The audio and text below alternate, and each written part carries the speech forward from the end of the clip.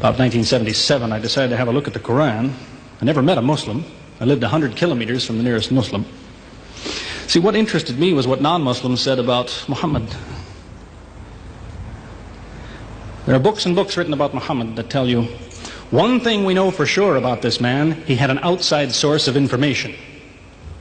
One book I've got says the Quran was written by a committee,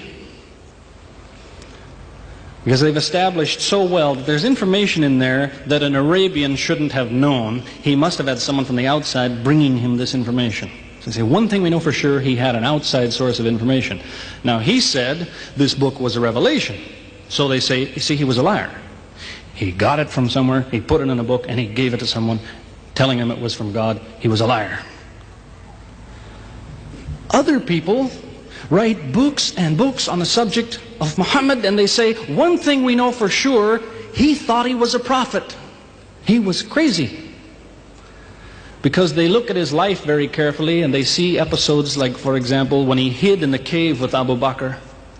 He was running from the whole city who wanted to kill him, and he hid in the cave, and when the Meccans came running up to the cave to kill them, what did he say to his friend? Did he tell him, see if you can find a back way out of the cave? What he told his friend was, relax. He was telling him, I see what you see, but he said, God is with us, God will save us. So people on that basis, they say, you see, he thought he was a prophet. He thought God was with him because he said things like that. He wasn't a liar. They never seem to realize that one man can't be both. So you can't be a liar and a crazy man at the same time. If you think that an angel gives the words of God in your ear, and somebody says, I have a question for you, what does God tell you about this thing? I want to hear an answer tomorrow. If you're a crazy man, if you think an angel whispers in your ear, then you don't sit up that night thinking, what will I tell him tomorrow? What can I find? Who knows the answer? You're crazy. You think the angel will tell you the answer. You don't go and look it up somewhere.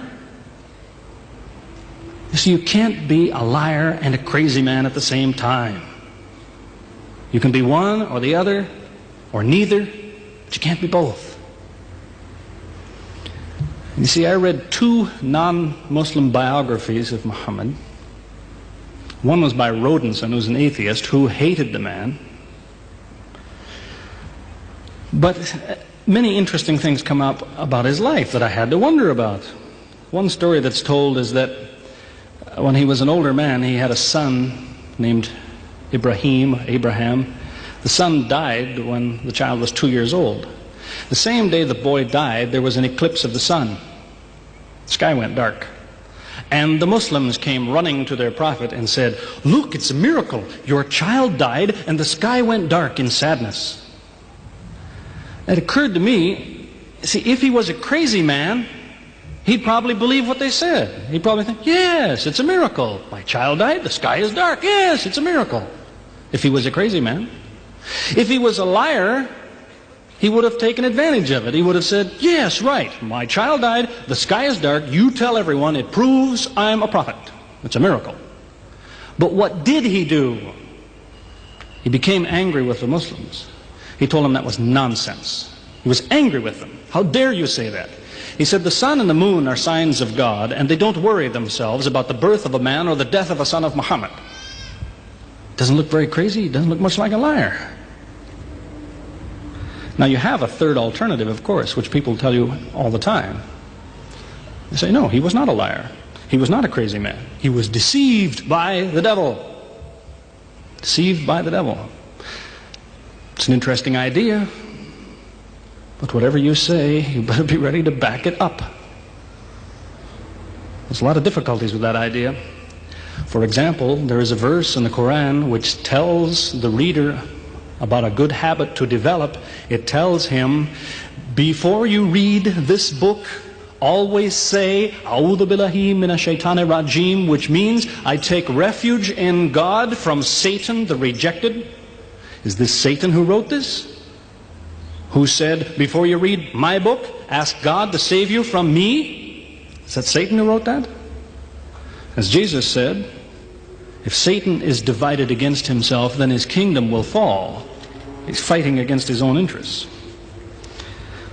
So let me finish with a story that illustrates a point. As I said, there's many theories and many explanations around, many explanations.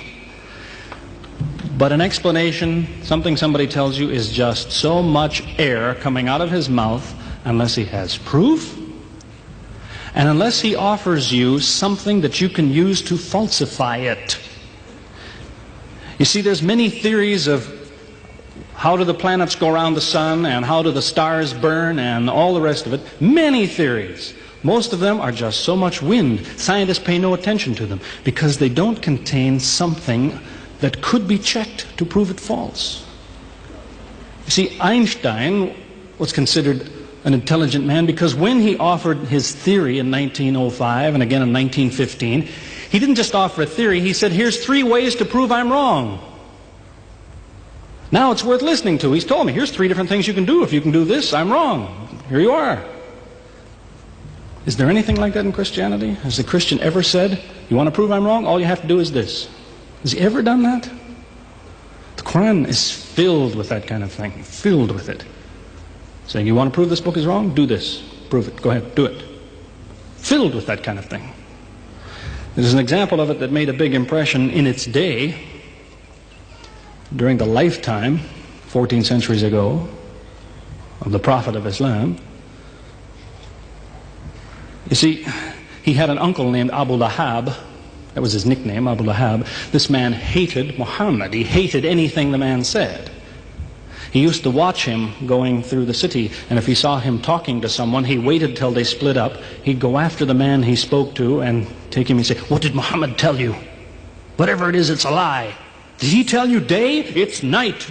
Did he say black? It's white. Exact opposite. Whatever he heard the Muslims say, he said the opposite. That was the way his mind worked. There's a little chapter of the Quran called Lahab, and it says about this man that he'll never change. It condemns him to hell, Jahannam. You see, if the man had ever become a Muslim, the Muslims would believe, well, now he's not condemned anymore. You see, for 10 years before Abu Lahab died, that was a part of the Quran. And the Muslims could come to Abu Lahab and say, do you know, it's been revealed to us in our book that you will never be a Muslim. God says you will never be a Muslim. For 10 years they told him that. All he had to do was say, well, your book is wrong. I want to be a Muslim.